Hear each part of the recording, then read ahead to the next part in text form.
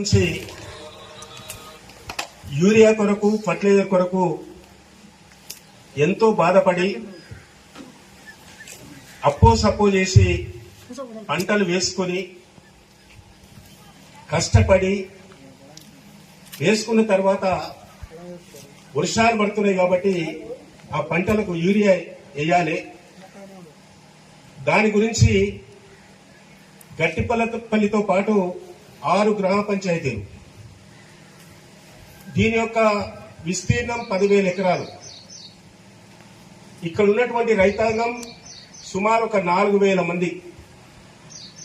వీరందరూ కూడా కాయ కష్టం చేసుకుని అనేక రకాల పంటలు వేసుకొని పెట్టుబడి పెట్టి అప్పు తీసుకొచ్చి ఇంటిలా కష్టపడి ఆ విధంగా చేసుకున్న రైతులకు సకాలంలో యూరియా ఇవ్వకపోతే చేసిన కష్టం పెట్టిన పెట్టుబడి కూడా మొత్తం కూడా ఈరోజు బూడిదల పోసిన పన్నీరు అవుతుంది.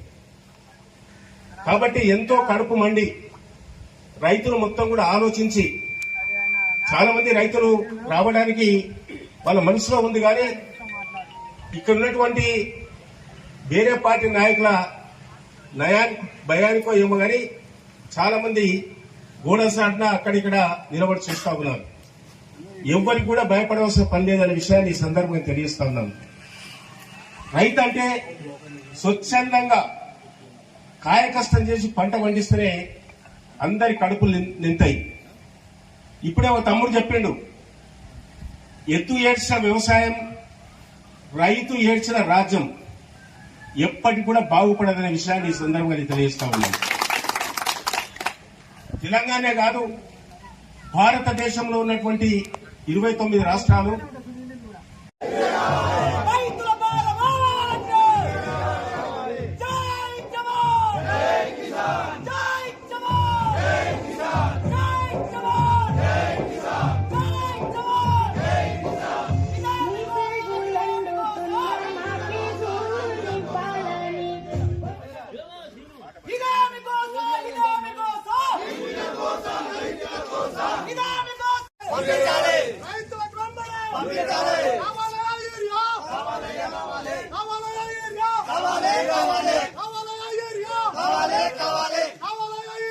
అలాగే మన గడ్డిపల్లి గ్రామంలో రైతులు అనుభవిస్తున్న క్షోభ, యూరియా కోసం ఎంత తిప్పలు పడుతున్నారో మనమంతా చూస్తా ఉన్నాం.